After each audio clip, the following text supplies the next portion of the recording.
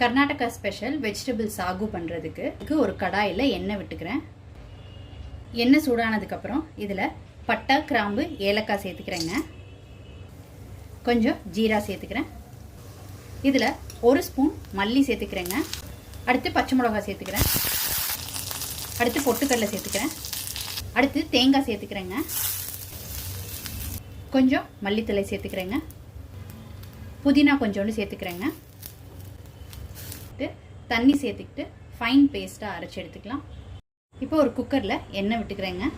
எண்ணெய் சூடானதுக்கப்புறம் இதில் இலை, ஜீரகம் கொஞ்சோண்டு சேர்த்துக்கிறேங்க.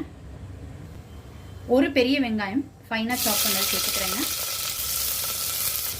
ஒரு கொத்து கருவேப்பிலை, பெருங்காயத்தூள் கொஞ்சோண்டு சேர்த்துக்கிறேங்க. ஒரு ஸ்பூன் இஞ்சி பூண்டு பேஸ்ட் சேர்த்துக்கிறேன். கேரட் சேர்த்துக்கிறேன்.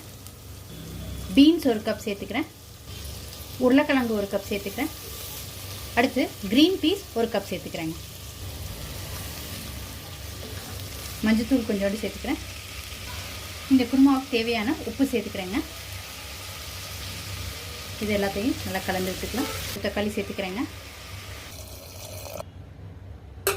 ஒரு பிஞ்ச் சால்ட் சேர்த்துக்கிட்டு கொஞ்சமாக தண்ணி சேர்த்து இந்த மாதிரி அரைச்சி எடுத்துக்கிட்டு இருக்கேங்க. இப்போ இதில் அரைச்ச விழுதை சேர்த்துக்கிறேன். அரைச்ச மசாலா விழுது சேர்த்துக்கிட்ட பிறகு தண்ணி விட்டு கன்சிஸ்டன்சி அட்ஜஸ்ட் பண்ணிக்கோங்க.